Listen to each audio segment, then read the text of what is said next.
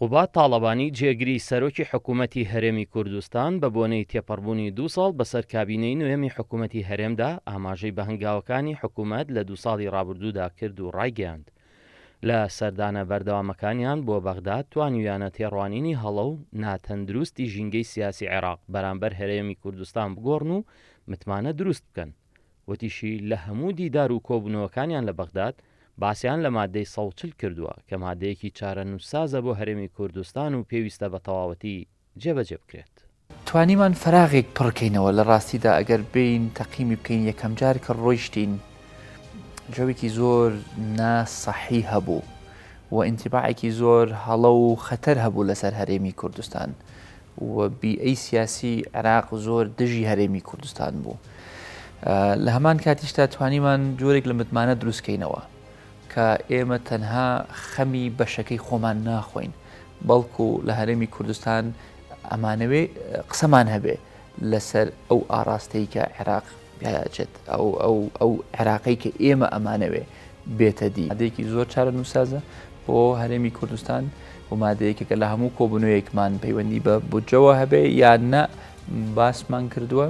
و مادەیەکە کە پێم وایە ئێمە ئەبێ بەردەوام پێداگیری لەسەر بکەین.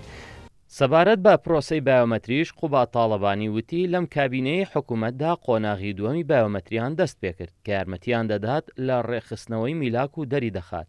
کێموچەخۆری ڕاستەقینەیە. باسی لەوەش کرد هەوڵی دروستکردنی هاوسەنگی لە نێوان کەرتی گشتی و کەرتی تایبەت دەدەن و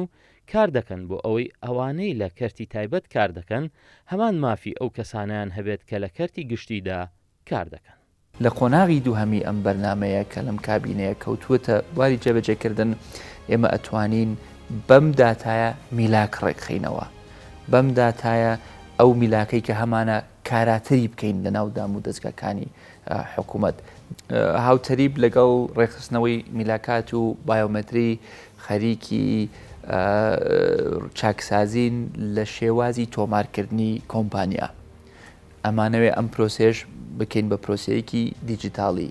تۆ لەو کاتەی هەر کۆمپانیایەکەدا ئەمەزرێ ژمارەی بێهاوتایی خۆی وەرەگرێ وەکو ژمارەی باج لە هەمان کاتە هەر کارمەندێک کە لە کەرتی تایبەت ئیش بکە تۆمارەکرێت لە لای حکوومەت ئەو کاتە حەقی هەیە بۆ مەوزوعی دەستەبەری کۆمەڵایەتی. قوبات تاڵەبانی لەبارەی بەرنامەی خزمەتیشەوە ئەوەی خستە ڕوو حکوومەت جگە لە خزمەت گوزاریە گشتیەکان 405 خزمەت گوزاری گەیاندووەتە تاکە کەس هەروەک کاریان کردووە لەسەر ئەوەی ڕاپەڕاندنی کاری کەرتی تایبەت خێراتر بکەن بۆ ئەوەی معلوماتێکی ڕوونترمان هەبێت لەسەر